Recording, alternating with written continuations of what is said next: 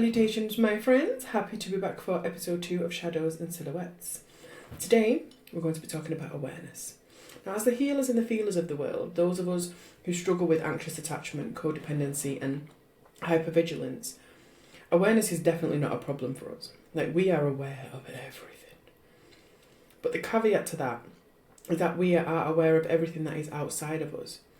We notice those tiny shifts in tone and energy, and we are apt in pattern recognition in others, very capable of anticipating needs. We are literally masters of threat detection, always on guard. And it's fucking exhausting. Our nervous systems have become so jaded over the years that we've become so accustomed to being that person that we don't even question it anymore. We just do. And this is where the shift in awareness comes into play. It's not just about awareness, but about self-awareness. And if we were half as aware of our own needs and selves as we are about everybody else's, we'd have a very peaceful life. And I've had clients that when I asked, what do you need? Their reply was, they need everyone else to be okay. They could only feel settled when everyone else was settled. And the part that hit me the most was even when everyone else was fine, they still couldn't settle. Peace was so foreign to them that it felt uncomfortable, because in that space, when you can just be, what are you left with? Yourself. Your own feelings, your own thoughts, your own needs, your own emotions. And they just didn't know how to deal with that. So being self-aware isn't about changing anything. It's about acknowledging those moments when you aren't needed, those moments when you are activated, those moments when you just don't have anything left to give and you wish someone would notice you and support you. And during those moments, ask yourself, what are you actually wishing for? What are you feeling? Where are you feeling it? What does it feel like?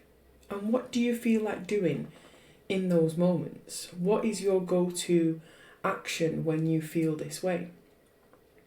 And the most important thing is to not judge anything when you ask yourself these questions, which is one of the most important skills that you can master, because that inner critic doesn't shut the fuck up sometimes. She just gab, waffling on and on, Judgy McGee. So I call my inner critic Susan. No shade towards any Susans that might be listening. She just sounds like a Susan. And so your inner critic is exactly what it says on the tin. It's very critical. It will tell you things like, you're so stupid. Why did you do that? That's not good enough. No one will like that. You're getting ahead of yourself, aren't you? It's like, not today, Susan. Not today, love. It's the part of you that's just always criticising. I call her Susan, but you can call her whatever you want.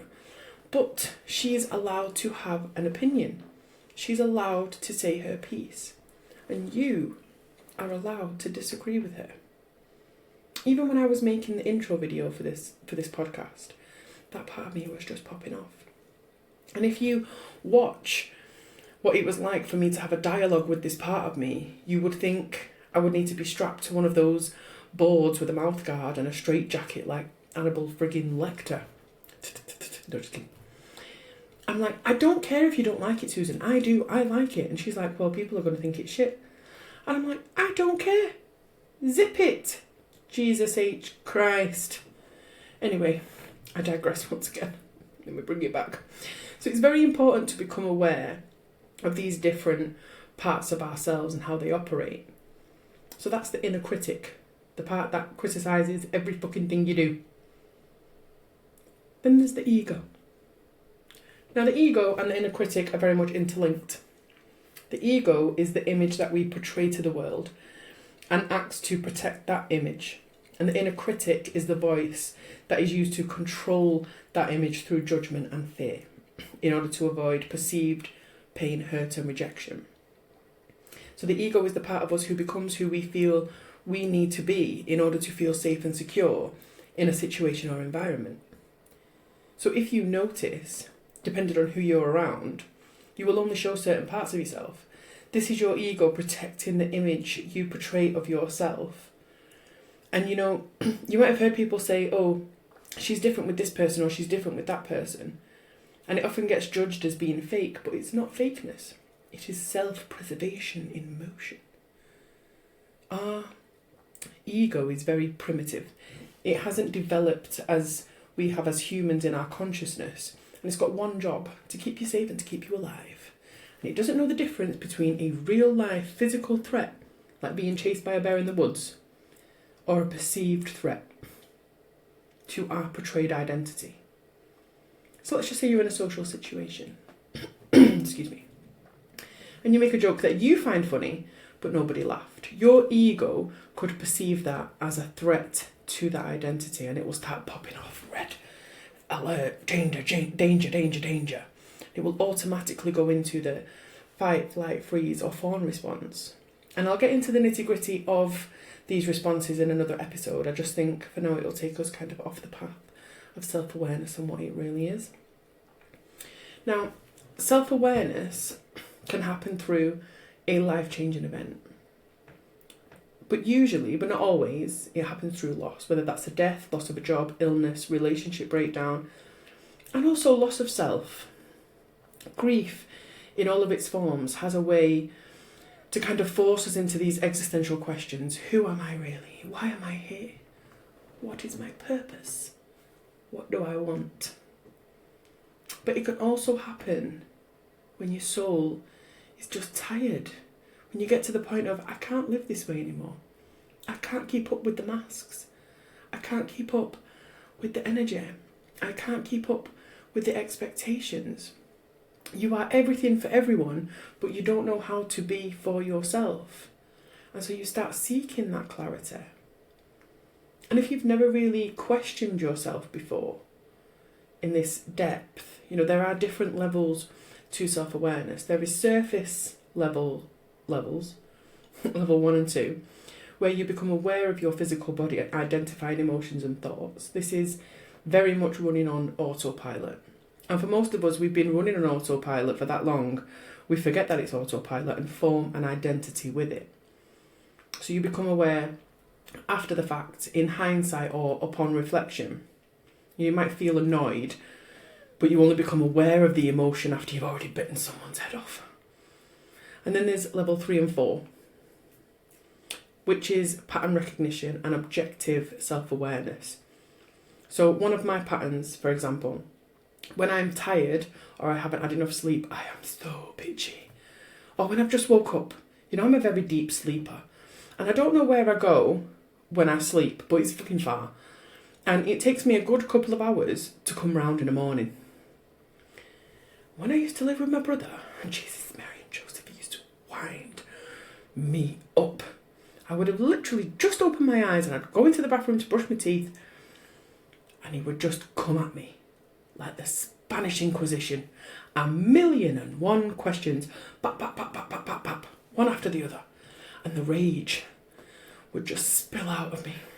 And will you just shut the fuck up? Why are you asking me so many questions? Why are you even talking to me? Just don't talk to me. I would go off. But as I began doing the inner work, the self-awareness work, he would still do it, and I swear he just did it to wind me up. And I would still feel that frustration. But self-awareness brings choices. And it also brings a level of acceptance as well. You start accepting people as they are without an expectation to change. So even though I still felt that frustration, I knew I had a choice in that moment. And I would calmly say, Pete, I've just opened my eyes. I'm not in the mood to talk right now. Let me come around and I'll come and have a chat. A much more dignified response. I did feel sorry for it though. So at this stage, you are very aware of your patterns and behaviours, and you can prepare and avoid reacting. And then there's level 5, self-awareness, juicy self-awareness. And this is integrated awareness, where you are able to identify your activation, understand the root cause of it, manage it and respond calmly, even in stressful situations. You can manage and close that loop in the moment. So let's say you and your partner had a disagreement. Things got heated and this caused a stress response, caused you to become activated. At level 1 and 2, you react on autopilot. You might say things you wouldn't normally say out of anger, out of hurt, out of the need to feel seen and heard in that moment. At level 3 and 4, you notice how reactive you are in disagreements. You acknowledge it in the moment and you take an action to avoid the reaction. So I'm going to go for a walk, I'm going to clear my head, I'm going to do some deep breathing. And I'll come back. At level 5, you are in the heat of the moment, you acknowledge your emotions, your thoughts, your behaviours, you understand where it's coming from, and you choose not to turn this into an altercation, and you respond very calmly.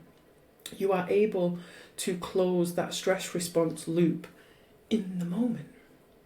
The path to self-awareness looks different for everybody. For me, it all started after my dad passed away. Before this, I thought I was self-aware because, I knew myself, or should I say the version of myself that I presented to the world. And I was like, yeah, I know myself. What are you on about? Of course I do. I knew how I would react to different things. I knew that I had certain patterns, but I cultivated it as an identity. It's just who I am. It's just the way I'm wired. So it was always very surface level awareness. But when my dad died, it took a few years after he passed to happen, but my mind and body completely shut down for a long time. And I thought, well, it was the only towards the end when my awakening happened that I really started asking myself those questions and really looking deeper at myself. I started asking, why am I like this? And the answer of this is just who I am just didn't wash anymore. It was like, no, this is not who I am. So who am I? And I really started observing myself, getting to know my emotions, getting to know what kind of thoughts were associated with those emotions, and really just allowing them to be there without trying to change it, without judging it. I really mastered the skill of the observer mindset. Now, this is an exercise that I go through with my clients so they can really get into that mindset of becoming the observer. So close your eyes when it's safe to do so. And imagine being sat in a cinema. You're the only one in the theatre and you sit middle centre. And the screen is right in front of you. The curtains are closed. And when the curtains open, a scene will begin to play. This scene is a situation you have been in where you have been emotionally activated and you have reacted. Now let the scene play out. Watch yourself as it plays out. Name what was happening in your body during those moments. Name what you were feeling during those moments. And refer to yourself in the third person. She or he is feeling this. She or he is thinking this. She or he wants to do this. Observe the feelings, the thoughts and reactions. Even if you didn't say it or do it, what was there in that moment? And write down what you observed. Take note. Write down what the emotions felt like so you can identify them more easily as you move forward. And the reason why you do it in the third person is because it's outside of yourself and it limits judgment. You're not identifying with it in the moment. So it really leaves space so you don't start spiralling, overthinking. Susan doesn't pop up and put her two pennies within. Friggin' Susan. Now, we're all about honesty here at Shadows and Silhouettes. So I'm not going to sugarcoat this part of the journey. It can get really uncomfortable. You are looking at the parts of you that you haven't recognised before. You're observing pain and hurt that you haven't really acknowledged before. And part of the healing journey is about becoming comfortable with your uncomfortability. Is that a word? But you can't heal what you're not aware of. Pain is our body's way of telling us that something isn't right, whether that's physical or emotional pain. When you break your leg, you give it what it needs, an x-ray, a cast, and you allow it time to heal. And the same applies to our emotions and our mental state. If you just pretend it's not happening, or you just wish for it to get better without putting energy into healing it, it's only going to get worse. But society, for some reason, doesn't like emotions. They don't want us to be human. They want us to be robots. And the biggest realization that I had in my life was that no one was coming to save me. I had to save myself. I had to break those patterns. I had to heal. And that I, myself, was keeping myself in a state of utter despair and agony. And when I became aware of that, there was just no going back. So to really start this journey, you have to want to change. You have to want to heal, to grow, because it's a one-way door. Once you walk through it, you can't go back. You can't become unaware. And I know that that can sound really scary, but it's truly liberating. And once you're able to master the skill of the observer mindset, it goes from just being about you to being about everything. You become aware of other people's patterns and emotions very quickly because you are observing it in a grounded reality of what actually is, and not in the story you tell yourself of what you hope it to be. So your discernment becomes so much stronger. All the things that you would have avoided or ignored before, the big red flags, you just don't ignore it anymore. Instead of getting lost in the chemical reaction to a connection, you just stop taking people at face value and you start observing them. Are they consistent? Are they capable? Are they loyal? How do they react in stressful situations? Are they accountable? That's a big one. Do they have their own deep level of awareness? Self-awareness opens many doors, and it offers shifts in perspective. So we're going to move on to the clarity corner section of this episode, where I answer questions that you lovely viewers have submitted, and we basically chop it up. So today's question is from Samantha H. Thank you very much for your question, lovely. This is what she's asking. Let me get it up. So, Samantha asks, I feel like I am becoming more aware of myself, especially in relationships. Like I can see when I'm getting triggered, I can feel when I'm about to overreact, but I still do it anyway. It's like I'm watching myself do the thing I don't want to do, and I'm thinking, why am I still doing this? And afterwards I feel frustrated with myself because I knew better in that moment. So I guess my question is, what's the point of awareness if I'm still repeating the same patterns? It's a very good question, Samantha. So, you talk about being triggered and still doing it anyway, even though you don't particularly want to. So let's chop this up. Let's get into the nitty-gritty.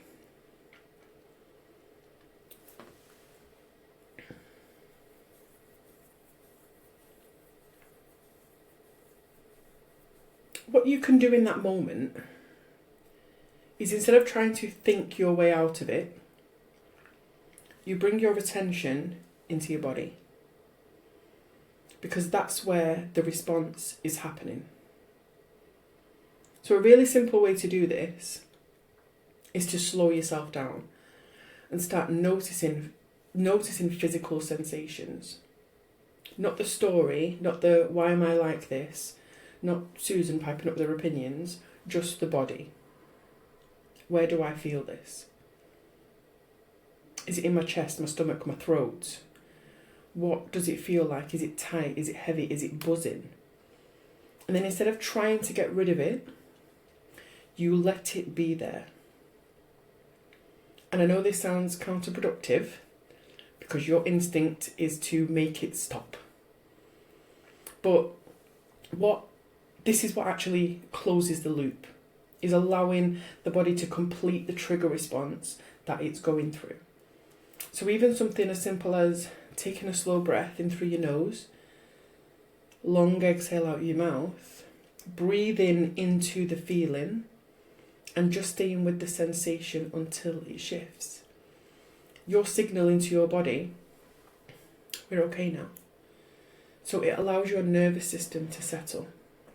And another really simple thing that you can do is orient yourself back to the present. Look around the room. Name 5 things that you can see. Feel your feet on the ground. Press your hands together, like as if you're praying. Bring yourself back into the now. Because your body is still reacting to something that feels like it's happening, even when it's not. And the more you do this, the quicker your body starts to catch up with your mind. Your nervous system will be able to close the loop more effectively and bring you back to a state of equilibrium. So start with this as a practice, and I do think you would benefit from doing some root work and some shadow work as well. So I hope this helped, my dear. And if you have your own question that you would like to ask, the link will be in the description, so you can send it in. Feel free to utilise it. So to bring this all together, self-awareness isn't about overthinking yourself into exhaustion. It's not about picking yourself apart, trying to find something to fix. Self-awareness at its core is your ability to see yourself clearly, your thoughts, your emotions, your patterns, your reactions, without, sorry for shouting, immediately attaching meaning, judgment or identity to them. It's being able to sit with what is actually happening inside of you, rather than being pulled into it or avoiding it altogether. So if you would like to hone in on your awareness skills and get to know the different parts of you, I run integration circles every Monday at 7 o'clock UK time, 7 p.m. We do group hypnotherapy, we build awareness, and it gives you the opportunity to express yourself in a very supportive environment. They are usually £22 per session. Because you are here with me today, I'll give you a 50% discount, and you can book through my website, and the link for that, along with the discount code, will be in the description. So I think that's time for this episode. In the next episode, we will be talking about manifesting. I'm very excited about that episode. So thank you all for watching / listening, and I will see you all in the next episode. Have a great week. Stay safe. Sending love.